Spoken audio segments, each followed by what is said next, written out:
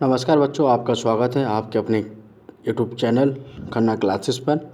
और आज हम पढ़ने वाले हैं सामाजिक विज्ञान कक्षा 10 के अध्याय 1 में वन की उपयोगिता, प्रकार, महत्व और संरक्षण। ये हमारी इस सामाजिक विज्ञान सीरीज़ की चौथी क्लास है। तो इस तरह से जो नंबर लिखे आएगा बड़े डिजिट में, यह हमारे वीडियो लेक्चर का नंबर होगा। तो यह चौथी क्लास है, इसलिए 4 नंबर लिखा गया है। इन्हीं नंबरों के आधार पर आप वीडियो को पढ़ते रहिए और सामाजिक विज्ञान को बहुत अच्छे से कंप्लीट हो जाएगा आपका, ठीक है।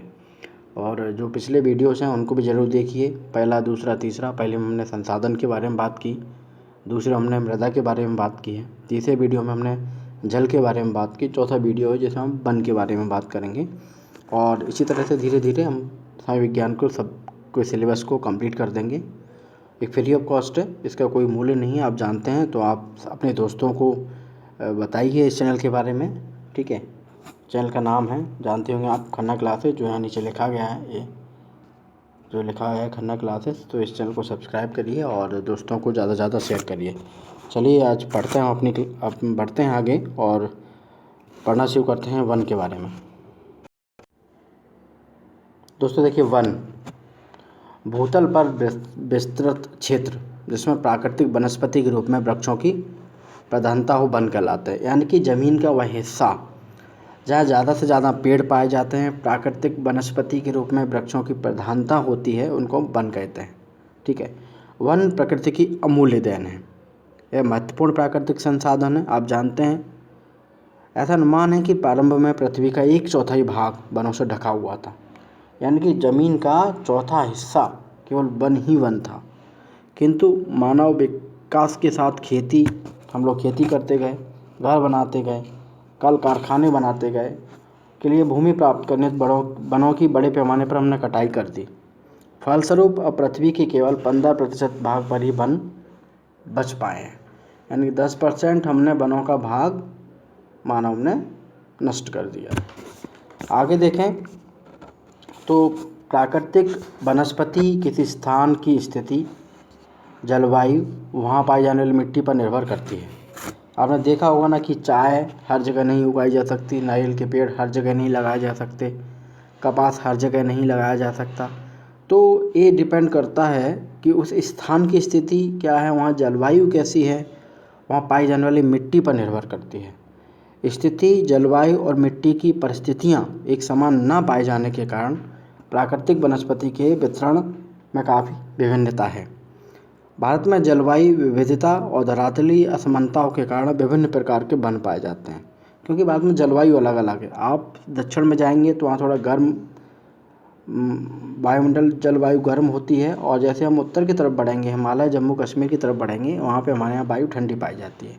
तो जो असमानता है, इसके कारण विभिन्न विभिन्न प्रकार के वन पाए जाते हैं। सुना होगा कि सेब जम्मू कश्मीर में ज़्यादा लगते हैं, क्योंकि ठंडा प्रदेश है, सेबों को ठंडक चाहिए तो वहाँ लगाए जाते हैं। गर्म चीज़ें हैं वो दक्षिण में लगाई जाती हैं, ठीक है ना। तो इसी तरह से जो जलवायु की विविधता और धरातलीय असमानताओं के कारण विभिन्न प्रकार के वन पाए जाते हैं। वनों की इतनी विविधता विश्व के किसी अन्य देश में नहीं मिलती, क्योंकि दूसरों देशों में क्या होता है कि एक जैसा माहौल रहता है, एक जैसी जलवायु रहती है, लेकिन हमारे भारत देश में विभिन्न प्रकार की जलवायु पाई जाती है। भारतीय वनस्पति सर्वेक्षण के अनुसार हमारे देश में पेड़ पौधों की 47,000 प्रजातियाँ हैं। कितनी? 47,000 पेड़ पौधों की प्रजातियाँ, और 5,000 प्रजातियाँ तो ऐसी हैं जो केवल भारत में ही मिलती हैं। वितरण के आधार पर भारतीय वनों के निम्नलिखित प्रकार हैं। देखिए, वन कितने प्रकार के हैं। पहला, उष्ण कटिबंधीय सदाबहार वन। दूसरा, मानसूनी वन, आर्द्र मानसूनी वन या शुष्क मानसूनी वन। तीसरा, मरुस्थलीय वन। चौथा, डेल्टाई वन। पाँचवा, हिमालय पर्वतीय वन। अब हम इन सभी वनों के बारे में डिटेल में पढ़ने वाले हैं, ठीक है। अब क्या है कि ये इस तरह के वन हैं, आप कक्षा 9th में पढ़ चुके होंगे, ठीक है। चलिए हम आगे देखते हैं, भारतीय अर्थव्यवस्था में वनों का क्या महत्व है। वन एक संपत्ति है। भारत में वन संपदा देश के भौगोलिक क्षेत्र का 20.64% है। यानी कि देश में जो हमारा भौगोलिक क्षेत्रफल है हमारे देश का, उसका लगभग 21% यानी 20.64% है। वह विश्व के वन क्षेत्र का 1.7% है। विश्व में जितना वन है उसका 1.7% वन हमारे देश में पाया जाता है। देश में प्रति व्यक्ति वन क्षेत्र 0.11 हेक्टेयर है। यहाँ विभिन्न प्रकार के वन पाए जाते हैं जिनका वितरण एक समान नहीं है। इन वनों में कठोर लकड़ी के वृक्ष अधिक पाए जाते हैं। ठीक है। एक वैज्ञानिक थे डॉक्टर PH चटर्वक के शब्दों में कहा गया है कि वन राष्ट्रीय संपत्ति है और सभ्यता के लिए इसकी नितांत आवश्यकता है। केवल लकड़ी ही प्रदान नहीं करते बल्कि कई प्रकार के कच्चे माल, पशुओं के लिए चारा, राज्य के लिए आय भी पैदा करते हैं। इसके परोक्ष लाभ तो और भी अधिक महत्वपूर्ण हैं। प्रकृति प्रेमी बेकन ने कहा है कि वनों से हम ऑक्सीजन, पानी, भोजन, जलवायु, भूक्षरण को रोकने की क्षमता और लकड़ी प्राप्त करते हैं। वृक्ष लगाना न केवल आर्थिक दृष्टि से उपयोगी है वरन पर्यावरण की शुद्धि के लिए भी आवश्यक है। इसलिए सरकारें जोर देती हैं कि वृक्षारोपण करिए, पेड़ लगाइए। पेड़ बहुत ज़रूरी हैं क्योंकि पेड़ों से हमको ऑक्सीजन मिलता है। पेड़ों से हमको ऑक्सीजन मिलेगा, पानी मिलेगा, भोजन मिलता है, जलवायु, भूक्षरण को रोकने की क्षमता होती है और लकड़ी भी प्राप्त होती है। ठीक है। अब भारतीय अर्थव्यवस्था के संदर्भ में वनों को दो महत्वपूर्ण भागों में बांटा गया है। एक तो प्रत्यक्ष, दूसरा अप्रत्यक्ष। प्रत्यक्ष माने वो लाभ जो हमको सामने दिखता है, अप्रत्यक्ष जो हमको सामने नहीं दिखता।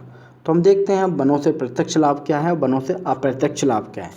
जो लाभ हमको दिखाई देते हैं वो आप भी अच्छे से समझ पाएंगे क्योंकि आपने भी देखा है। तो देखिए, वनों से अप्रत्यक्ष लाभ, लकड़ी की प्राप्ति। वनों से प्राप्त लकड़ी एक महत्वपूर्ण ईंधन है। वृक्षों से सागौन, साल, शीशम, चीड़, देवदार, आमनूस, चंदन आदि लकड़ी मिलती है और लकड़ी से फर्नीचर बनाया जाता है। दूसरा है सहायक उपजों की प्राप्ति। वनों से सहायक उपजों के रूप में लाख, चमड़ा, गोंद, शहद, कत्था, मोम, छालें, बांस, बेंत, जड़ी बूटियाँ, जानवरों के सींग आदि मिलते हैं। ये लाभकारी उद्योगों के आधारभूत तत्व हैं। ठीक है। अब देखिए, आधारभूत उद्योगों के लिए सामग्री मिलती है। वनों से प्राप्त लकड़ी, घास, सनोवर, बांस से कागज, चीड़, स्प्रूस, सफ़ेद सनोवर से दिया सलाई उद्योग, लाख से लाख उद्योग, मोम से मोम उद्योग, महुआ की छालें, बबूल से गोंद, चमड़ा उद्योग, चंदन, तारपीन, केवड़ा से तेल उद्योग, जड़ी बूटियों से औषधि उद्योग विकसित हुए हैं।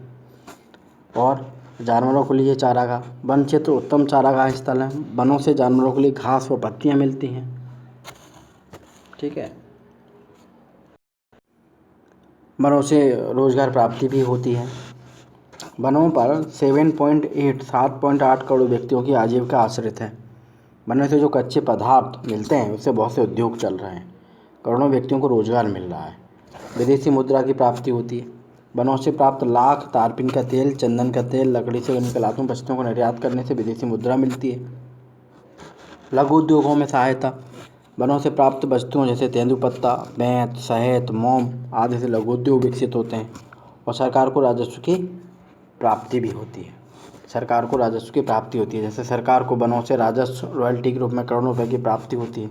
वर्तमान में राजस्व 670 करोड़ रुपए वार्षिक है। अब वनों से अप्रत्यक्ष लाभ देखिए। J.S. कॉलिंस ने कहा है कि वृक्षों को थामे रहते हैं, वे तूफानी वर्षा के प्रभाव को कम करते हैं। देखिए, जो अप्रत्यक्ष लाभ के बारे में J.S. कॉलिंस ने कहा है कि जो वृक्ष होते हैं वो पर्वतों को थामे रहते हैं, वे तूफानी वर्षा के प्रभाव को कम करते हैं, नदियों को अनुशासन में रखते हैं, झरनों को बनाए रखते हैं और पक्षियों का पोषण करते हैं। ये वो प्रत्यक्ष लाभ हैं जो हमको नहीं दिखते। जैसे मिट्टी के कटाव में कमी। वनों का कारण मिट्टी की ऊपरी सतह बनी नहीं बह पाती, इससे मिट्टी के पोषक तत्वों में कमी नहीं होती और मिट्टी उपजाऊ बनी रहती है। पेड़ की जड़ें क्या होता है, मिट्टी को पकड़े रहती हैं। पेड़ ना होंगे तो मिट्टी पानी के बहाव के साथ बह जाएगी, पोषक तत्व बह जाएंगे, वो ज़मीन हमारी खेती के लिए उपयोगी नहीं रहेगी। इसलिए पेड़ लगाना बहुत ज़रूरी है। ऊपर से जलवायु को सम बनाए रखते हैं। वन हवाओं के प्रभाव को कम करते हैं। ठंडी और गर्म हवाओं वन क्षेत्र की जलवायु को समशीतोष्ण बनाए रखते हैं, यानी ना ज़्यादा गर्म होने देते हैं ना ज़्यादा ठंडा होने देते हैं। बाढ़ नियंत्रण में सहायक होते हैं। वन पानी के वेग को कम करते हैं, बाढ़ के पानी को सोख लेते हैं। बाढ़ का पानी वन क्षेत्रों में फैलकर धीरे धीरे नदियों में चला जाता है, इससे बाढ़ नियंत्रण होता है। रेगिस्तान के प्रसार पर रोक लगती है। सरदार पटेल ने कहा था कि यदि रेगिस्तान के बढ़ते हुए प्रसार को रोकना है और मानव सभ्यता की रक्षा करनी है तो वन संपदा के क्षय को अवश्य रोकना होगा। वृक्षारोपण से रेगिस्तान का प्रसार रुक सकता है। सही कहा, अगर पेड़ होंगे तो पानी बरसेगा, तो हरियाली रहेगी, रेगिस्तान नहीं होगा, ना मिट्टी उड़ के जाएगी। अगला है कि वर्षा में सहायक। वनों को वर्षा का संचालक कहा जाता है। वन बादलों को अपनी ओर आकर्षित करते हैं, जिससे वर्षा होती है। इसलिए कहा जाता है कि वृक्षारोपण लगाइए तो वर्षा होगी। ऊपर से अगर वृक्ष हैं तो पानी बरसेगा, तो जल स्तर में वृद्धि होगी। वन देश के कुओं, तालाबों, नदियों, झरने आदि में पानी का स्तर बढ़ा देते हैं, जिससे इसमें पानी बना रहता है। भूमि की उर्वरा शक्ति में वृद्धि होती है, क्योंकि पेड़ पौधों की पत्तियां वन क्षेत्रों में गिरती हैं और सड़कर भूमि की उर्वरा शक्ति में वृद्धि करती हैं, खाद बन जाती हैं। अगला है ऑक्सीजन की मात्रा पर प्रभाव। वन ऑक्सीजन की मात्रा बढ़ाने में सहायक है। यदि वृक्षों के कटाव की वर्तमान स्थिति बनी रही तो वातावरण में ऑक्सीजन की कमी हो जाएगी और ऑक्सीजन के अभाव में मानव समुदाय संकट में पड़ जाएगा। इसलिए वृक्षारोपण को प्रोत्साहन दिया जाना चाहिए। देखिए, ऑक्सीजन की मात्रा पर प्रभाव ऐसे पड़ जाएगा कि पेड़ हमसे CO2 जो हम छोड़ते हैं वो पेड़ लेते हैं और फिर वो CO2 लेके पेड़ ऑक्सीजन बनाते हैं, जो कि हमारे लिए आवश्यक है। जब पेड़ नहीं रहेंगे तो ये जो CO2 हम छोड़ेंगे वो CO2 O2 में ऑक्सीजन में कैसे कन्वर्ट होगी। बिना पेड़ के हम कार्बन डाइऑक्साइड को ऑक्सीजन में नहीं बदल पाएंगे, तो हम लोग ऑक्सीजन कहाँ से लेंगे, प्राणी कैसे जीवित रहेगा। इसलिए ऑक्सीजन की मात्रा पर भी प्रभाव है उसका। अगला है प्राकृतिक सौंदर्य। वनों से देश के प्राकृतिक सौंदर्य में वृद्धि होती है। वन देशी विदेशी सैलानियों को आकर्षित करते हैं। ठीक है, अब बात करते हैं हम वनों के संरक्षण की, कि संरक्षण के लिए क्या किया है भारत में वनों का संरक्षण। भारत में ब्रिटिश सरकार 1894 में वह नीति अपनाई थी, जिसके अनुसार वनों की देखरेख विकास हेतु हर राज्य में वन विभाग की स्थापना की गई। इस नीति के दो मुख्य उद्देश्य थे, एक तो राजस्व प्राप्ति होना चाहिए, दूसरा वनों का संरक्षण होना चाहिए। पहला, स्वतंत्रता प्राप्ति के पश्चात 1950 में एक केंद्रीय वन बोर्ड की स्थापना की गई। देखो, जब देश आज़ाद हुआ 1947 में, 1947 में, उसके बाद सरकार ने एक केंद्रीय वन बोर्ड बनाया। कब बनाया? 1950 में। एक प्रश्न आ सकता है, इसको याद रखिए। ठीक है, फिर उसके बाद वनों के संबंध में नवीन नीति बनाई गई। इसकी 4 मुख्य बातें थीं। एक तो वनों के क्षेत्रफल को बढ़ाकर 33.3% करना, जो कि हमारा कितना रह गया था, 20.64% रह गया था। 20.64% रह गया था। कितना? 20.64। ठीक है, उसको बढ़ा के हमको 33.3% करना था। दूसरा था नए वनों को लगाना। तीसरा था वनों को सुरक्षित रखना। चौथा था वनों के संबंध में अनुसंधान करना। तो जो केंद्रीय वन बोर्ड बना था 1950 में उसके 4 काम थे। एक तो क्षेत्रफल को बढ़ाना, जो कि 20.64 हो गया था, उसको बढ़ा के 33.3 करना। नए वन लगाना, जो वन हैं उनको सुरक्षित करना, और वनों के संबंध में अनुसंधान करना, इन खोज करना। ठीक है, अब देखिए मुख्य समस्याएं क्या आती है वन संसाधन की। एक तो वनों का क्षेत्रफल कम होना, वन कम होते जा रहे थे। दूसरा, वनों पर ऊंचे पहाड़ों पर होना, वन ऊंचे पहाड़ों पर ही थे, वहाँ इंसान पहुँच नहीं पाता था, इसलिए वहाँ बचे हुए थे। वनों का असमान वितरण, कहीं पे बहुत ज़्यादा थे, कहीं पे बहुत कम। तो उनसे क्या होता था कि जहाँ वन बहुत ज़्यादा थे वहाँ ज़्यादा वर्षा होती थी, तो वहाँ बाढ़ आती थी, और जहाँ पेड़ नहीं वहाँ वर्षा नहीं होती थी, वहाँ सूखा पड़ता था। परिवहन संबंधी कठिनाई होती थी। सब जगह वन होगा तो जहाँ आवश्यकता होगी उद्योगों के लिए वो वहाँ से लकड़ी ले ली जाएगी, लेकिन वन किसी एक जगह होने की वजह से उनको फिर यहाँ से काटो, फिर देश के दूसरे कोने में ले जाओ, तो परिवहन संबंधी कठिनाई थी। परंपरागत तकनीक यूज नहीं कर पा रहे थे। शहरीकरण से वन की समाप्ति हो रही थी, शहर बनते जा रहे हैं, लकड़ियाँ कटती जा रही हैं, और वनों में आग, ये सब समस्याएं थी, इनको रोकना था। दूसरा काम था कि 7 दिसंबर 1988 को नवीन वन नीति घोषित की गई, जिसमें 3 लक्ष्य रखे गए थे। पर्यावरण में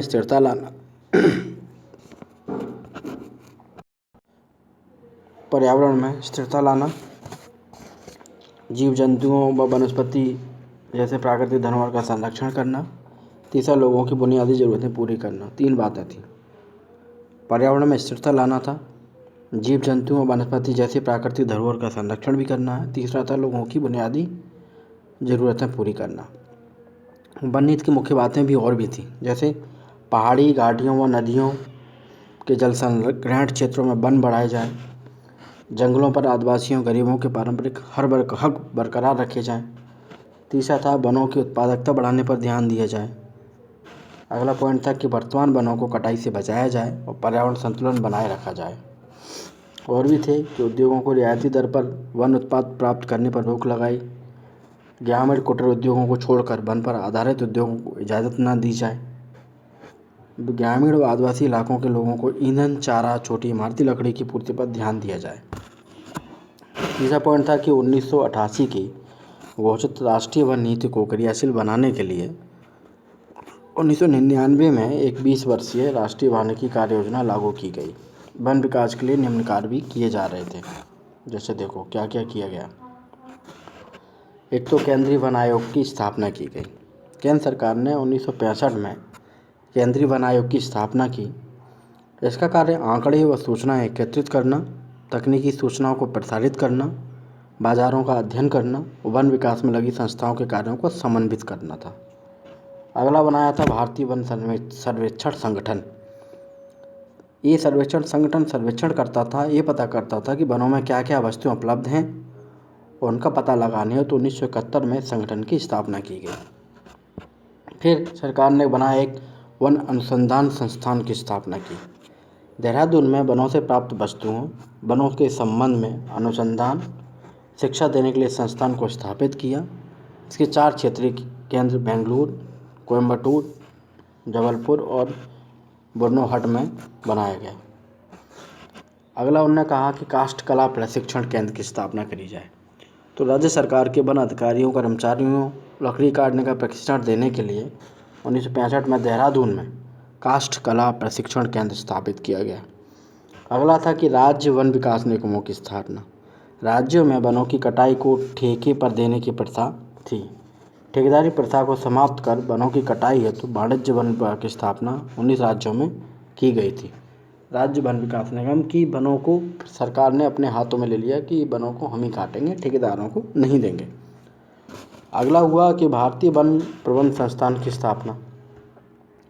वन संसाधन व प्रबंध व्यवसाय की नवीन बातों की जानकारी देने हेतु 1978 में छोटिस कंपनी की सहायता से भारत के अहमदाबाद में इस संस्थान की स्थापना की गई। केंद्र सरकार ने मध्य प्रदेश के भोपाल में भारतीय वन प्रबंध संस्थान की स्थापना की गई। यहाँ पर अनुसंधान, केस स्टडी के आधार पर वन प्रबंधन में स्नातकोत्तर और डॉक्टरेट की उपाधि प्रदान की जाती है। फिर वन संरक्षण अधिनियम लाया गया 1980 में। भारत सरकार ने वन संरक्षण अधिनियम पारित करके किसी भी वन भूमि को सरकार की अनुमति के बिना कृषि भूमि में परिवर्तित नहीं करने का प्रावधान निश्चित किया। सरकार ने वनों को 4 वर्गों में बांटा: सुरक्षित वन, राष्ट्रीय वन, ग्राम्य वन और वृक्ष समूह। प्रबंधन की दृष्टि से वनों के 3 वर्ग हैं। आरक्षित वन 52% है, सुरक्षित वन 32% है और वर्गीकृत वन 16% है। फिर वन महोत्सव मनाया जाने लगा। वनों के विचित्रपन को बढ़ाने और जनता में वृक्षारोपण की प्रवृत्ति पैदा करने के लिए भारत के तत्कालीन कृषि मंत्री श्री के एम मुंशी ने 1950 में वन महोत्सव, अधिक वृक्ष लगाओ आंदोलन प्रारंभ किया। प्रतिवर्ष देश में 1 से 7 जुलाई तक वन महोत्सव कार्यक्रम मनाया जाता है। अगला था सामाजिक वानिकी। विश्व बैंक से प्राप्त वित्तीय सहायता से वृक्षारोपण की यह योजना शुरू की गई। इसमें चक वानिकी, विस्तार वानिकी, शहरी वानिकी के अंतर्गत खेतों, सड़कों, रेल लाइन के किनारे वृक्षारोपण किया जाता है। ये सामाजिक वानिकी शुरू की गई है। ठीक है। आगे देखते हैं कि हर बच्चे के लिए एक पेड़।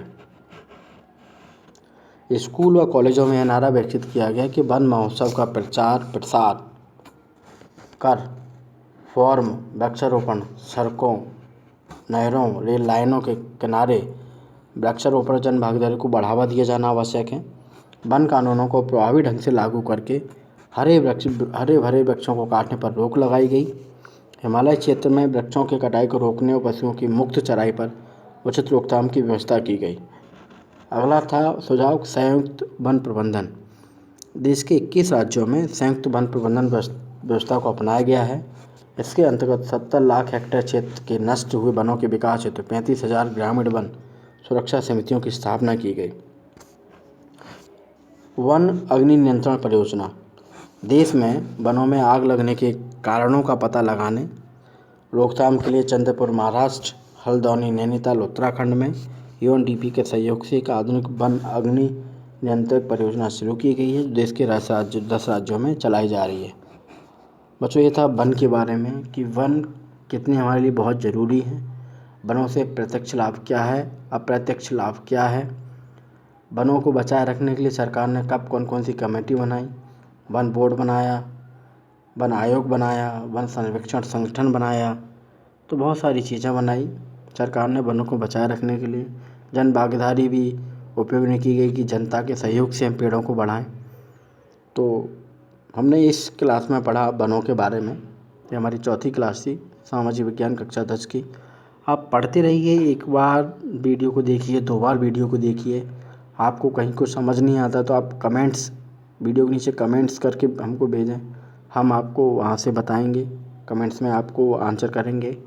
और ज़्यादा से ज़्यादा शेयर करें, हमारा सहयोग करें, ज़्यादा से ज़्यादा बच्चे जुड़ें, तो हम और भी विषय की क्लासेस लेकर आएंगे, बहुत अच्छे से लेकर आएंगे। तो आप थोड़ा सहयोग करिए, पहले हमें चैनल को सब्सक्राइब करिए और ज़्यादा से ज़्यादा शेयर करिए। चलिए, हमारे साथ जुड़े रहने के लिए धन्यवाद। और जल्दी ही आपको 5th क्लास, ठीक है, जिसमें हम बात करने वाले हैं वन्य प्राणियों के बारे में, जो आपके सिलेबस में दिया गया है बुक में, वन्य प्राणी, हम उनके बारे में बात करेंगे 5वें वीडियो क्लास में।